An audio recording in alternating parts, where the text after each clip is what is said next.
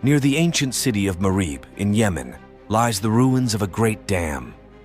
Considered to be one of the biggest engineering wonders of the ancient world, the Great Dam of Marib stretched for 580 meters and was easily one of the largest dams of its era.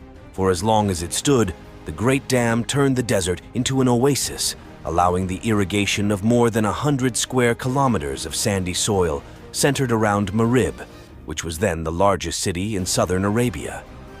When the dam collapsed in the 6th century, it brought down this ancient commercial empire. The collapse of the Great Dam and the destruction of Marib was such an important event in the history of the region that it even finds a place in the Quran.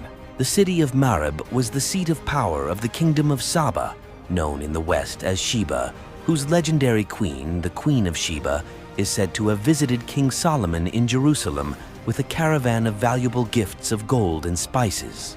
The lavish present that she supposedly brought the wise king would be in keeping with the wealth of the Sabaean monarchy. The kingdom of Sheba grew its wealth through trade along the spice route, also known as incense route, between southern Arabia and the port of Gaza on the Mediterranean Sea. Marib was one of several layovers along the route where merchants would stop to rest and exchange goods.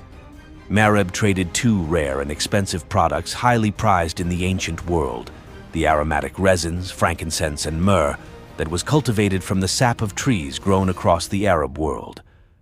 Frankincense and myrrh were used by the ancient Egyptians in embalming, by the Chinese as medicine.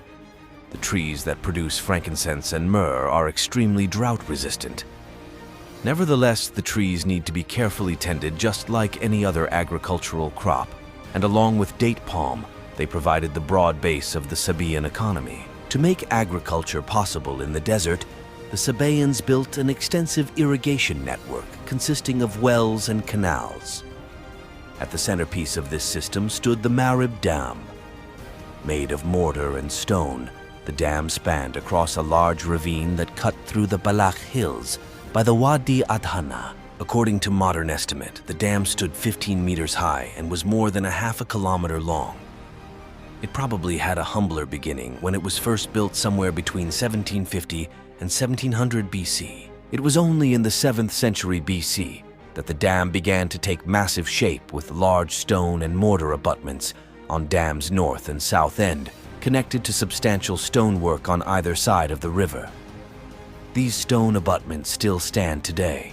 The dam was maintained for centuries by successive generations of Sabaeans, and later by the kings of the Himyarite kingdom. The Himyarites undertook further reconstruction, raising the height of the structure to 14 meters, and built spillways, sluices, a settling pond, and a kilometer-long canal to a distribution tank. These extensive works continued until the 4th century AD. By then, however, Marib had lost its market for frankincense and myrrh to the rising faith of Christianity, which, during its initial years, forbade the use of frankincense because of its associations with pagan worship. The great dam that made the desert fertile and enabled the region to flourish fell into disrepair.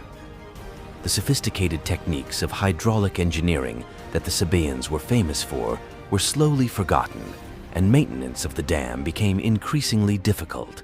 Consequently, from the middle of the 5th century onwards, the dam began to suffer regular breaches until the year 570 AD, when the dam gave away for one last time. There is much debate what caused the dam to collapse. Some scholars say it was heavy rains, while others believe an earthquake undid the stonework. According to legend, the breach was caused by large rats gnawing at it with their teeth and scratching it with their nails. With the collapse of the dam, the irrigation system failed, and the population, estimated to consist of some 50,000 individuals, migrated to other areas of the Arabian Peninsula. Today, Marib grows no more than a little wheat, and during the rainy season, some sorghum, sesame, and a kind of alfalfa fed to animals. The old city is largely in ruins, and although a modern city has sprung nearby, it is a mere shadow of its former self.